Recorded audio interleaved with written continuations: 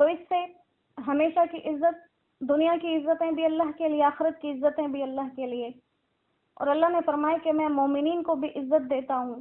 اب بظاہر ہم دیکھیں تو مسلمان آج دنیا میں ہر طرف ذلت کے نقشے میں نظر آ رہے ہیں. تو وجہ کیا ہے؟ وجہ یہی ہے جو اللہ نے بتا دی کہ کافروں اور مشرکین کے ساتھ دوستانہ تعلق رکھنا چاہتے ہو، محبتیں رکھنا چاہتے ہو اور عزتیں تلاش کرتے ہو تو نہیں ملیں گی.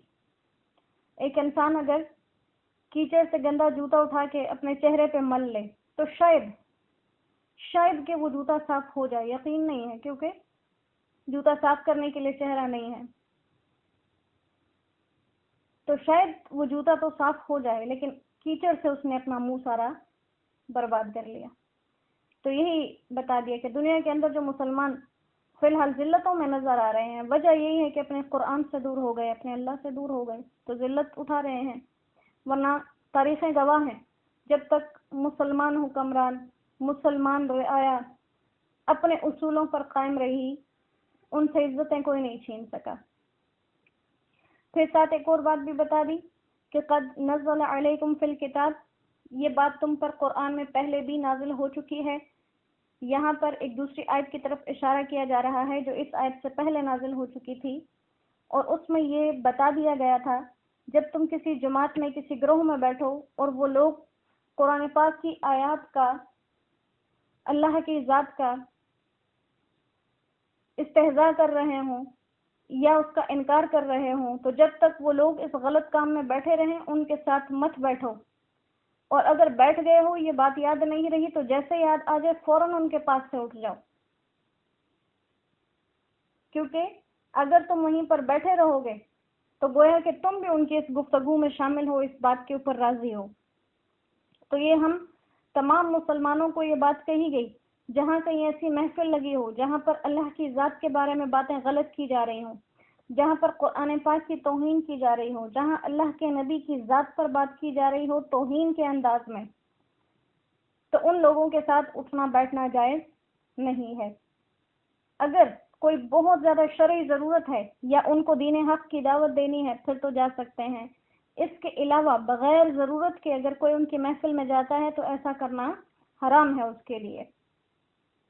تو ایسے لوگوں سے بچ کے رہیں، کیونکہ ان کا اپنا ایمان بھی خطرے میں ہے اور پاس بیٹھنے والے کا ایمان بھی خطرے میں پڑ جائے گا. حدیث پاک کا مفہوم ہے کہ اچھے لوگوں کے پاس بیٹھنے والے کی مثال ایسی ہے جیسے خوشبو فروخت کرنے والے کے پاس کوئی بیٹھا رہے، اور برے لوگوں کے پاس بیٹھنے کی مثال ایسی ہے جیسے کوئی بھٹی والے کے ساتھ دوستانہ کر لے. تو خوشبو والا، اگر تم خوشبو نہیں بھی خریدو گے تو وہ خوشبو جب وہاں سے اٹھو گے تمہارے جسم کو معطر کر چکی ہوگی. اور بھٹی والے کے پاس، تندور والے کے پاس جب بیٹھو گے تو دھوئیں کی بدبو بھی تمہارے سے آئے گی، اور لازماً جب وہاں سے چنگاریاں اٹھیں گی تمہارے لباس میں بھی کہیں نہ کہیں سوراخ کر دیں گی. تو یہ ایمان کو ڈسنے والی چیزیں ہیں، ان چیزوں سے بچ کے رہنا چاہیے. اور مسلمان کا ایمان اس چیز کا تقاضا کرتا ہے کہ وہ اللہ کی ذات کا، اللہ کے نبی کی ذات کا، اللہ کے کلام کا، نبی کی حدیث کا، ان چاروں چیزوں کا اپنی جان سے زیادہ دفاع کرنے والا ہو. ایسے لوگوں کے ساتھ کبھی بھی نہ بیٹھے جو ان چاروں کو ہلکا سمجھے. حضرت عمر بن عبدالعزیز رحمہ اللہ کے بارے میں یہ بات آتی ہے کہ ایک مرتبہ انہوں نے کچھ لوگوں کو شراب پینے کے جرم میں گرفتار کیا، تو ان میں سے ایک شخص کے بارے میں پتا چلا کہ وہ روزے سے تھا اور اس نے شراب بھی نہیں پی، لیکن آپ نے اس کو بھی ساتھ سزا دی کیونکہ ان کی مجلس میں بیٹھا تھا. اور ان سے یہ بات کہی کہ حدیث پاک کا مفہوم ہے جو شخص اللہ پر اور آخرت پر ایمان رکھتا ہے، جو شخص اللہ پر اور آخرت پر ایمان رکھتا ہے اس کو چاہیے کہ ایسے دسترخوان یا کھانے کی میز پر نہ بیٹھے جہاں شراب موجود ہو. تو لہٰذا جب غلط لوگوں کے ساتھ بیٹھیں گے حساب کتاب کے پلڑے میں انہی کے ساتھ تولے جائیں گے.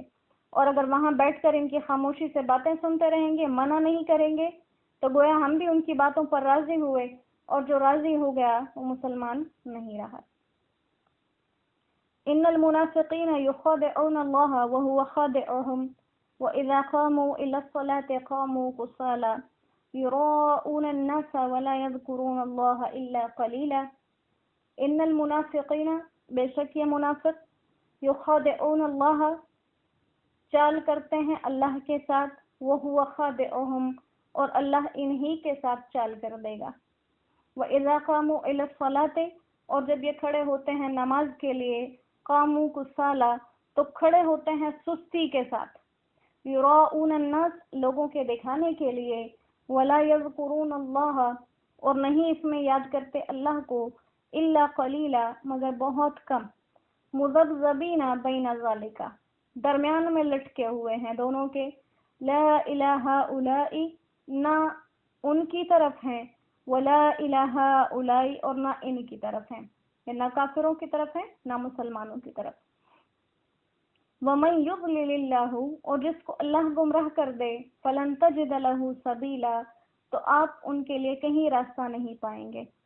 یا ایھا الذین آمنوا، اے ایمان والو، لا تتخذوا الکافرین، مت بناؤ کافروں کو، اولیاء، اپنا دوست، من دون المؤمنین، مومنوں کو چھوڑ کر، اتریدون، کیا تم چاہتے ہو، ان تجعلوا للہ، کہ لے لو اپنے لیے، اللہ کا، سلطانا مبینہ، الزام واضح۔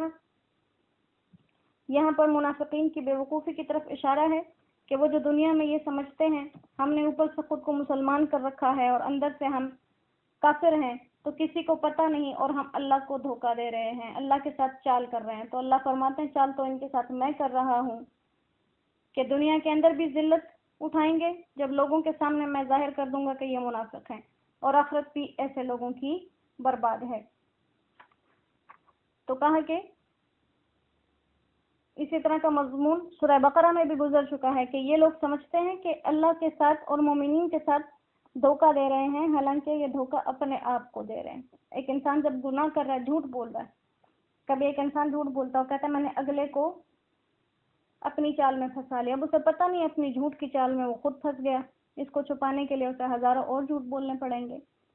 اور اگلی نشانی بتا دی کہ اب اندر سے تو کافر ہیں لیکن اوپر سے مسلمان ہونے کا دعویٰ کرتے ہیں، لہٰذا جب نماز کا وقت آتا ہے تو چونکہ شریعت کو مانتے تو نہیں ہیں دل سے، تو نماز کے لیے کھڑے ہوتے ہیں اور سستی کے ساتھ، بھاگنے کی کوئی راستہ ان کے پاس نہیں ہے، صرف لوگوں کو دکھاتے ہیں اور اس میں اللہ کو یاد بھی نہیں کرتے، ظاہر ہے صرف کھڑے ہیں، دل سے اللہ کو نہیں مانتے۔ مذبذبین بین ذالک، پریشانی میں لٹکے ہوئے ہیں درمیان میں، نہ اپنے آپ کو مکمل مسلمان کہہ سکتے ہیں نہ خود کو مکمل کافر کہہ سکتے ہیں، اور اللہ پھر وہی بات فرما رہے ہیں کہ جس کو اللہ ہی گمراہ کر دے آپ اس کو ہدایت نہیں دے سکتے۔ پھر مومنین کو پھر نصیحت کی گئی ہے کہ کافروں کو اپنا دوست نہ بناؤ، مومنین کو چھوڑ کر، مومنین سے دوستی کرو، کافروں سے دوستی نہ کرو۔ بار بار اللہ اس چیز سے منع کر رہے ہیں کہ کافروں سے دوستی نہ کرو، اگر اس کے باوجود تم کافروں سے دوستیاں کر لو گے، یارانے لگا لو گے، محبتیں لگا لو گے، تو گویا تم نے اپنے اوپر اللہ کا الزام لے لیا، کیونکہ اللہ منع کر چکے، تم پھر بھی اس کام کو کر رہے ہو۔ تو یہاں پر نماز کے اندر سستی کا ذکر کیا گیا کہ نماز کے اندر سستی کس کی علامت ہے؟ منافقین کی۔ لیکن اگر کوئی انسان دل سے سچا مومن ہے، بظاہر بھی سچا مومن ہے، لیکن بیماری کی وجہ سے جسم میں سستی ہے یا بہت زیادہ نیند کی وجہ سے جسم میں سستی ہے، وہ اس میں شامل نہیں ہوگا۔ ہاں، اگر مومن ہے اور صحیح عقیدہ بھی ہے، پھر جان بوجھ کر نمازوں میں سستی کرے تو اس میں گناہ ملے گا۔ ان المنافقین فی الدرک الاسفل من النار ولن تجد لهم نصیرا۔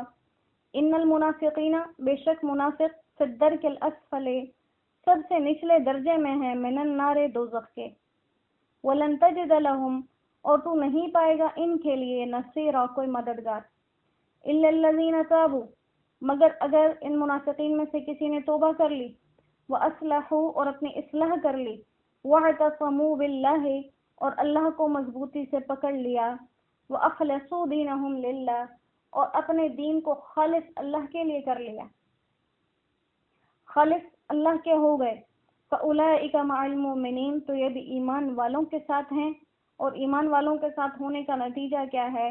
وَسَوْفَ يُؤْتِ اللَّهُ الْمُؤْمِنِينَ أَجْرًا عَظِيمًا، اللہ جلد ہی ایمان والوں کو اجر عظیم دے گا۔ ما يفعل اللہ بعذابکم، اللہ کیا کرے گا تمہیں عذاب دے کر؟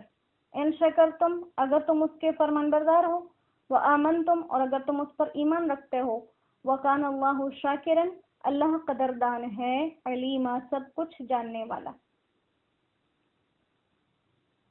تو یہاں پر منافقین کے آخری انجام کی طرف اشارہ کر دیا۔ اگر کوئی انسان دنیا میں منافق رہا، اسی حالت میں مر گیا، تو اس کا ٹھکانہ جہنم ہے، اور جہنم بھی عام نہیں، سب سے نچلا درجہ، جہنم کا سب سے نچلا درجہ جو سب سے سخت عذاب والا ہے، منافقین کا ہے۔ اور کہا کہ جب اللہ ان کو یہ عذاب دیں گے، کوئی نہیں اس سے بچا نہیں سکے گا۔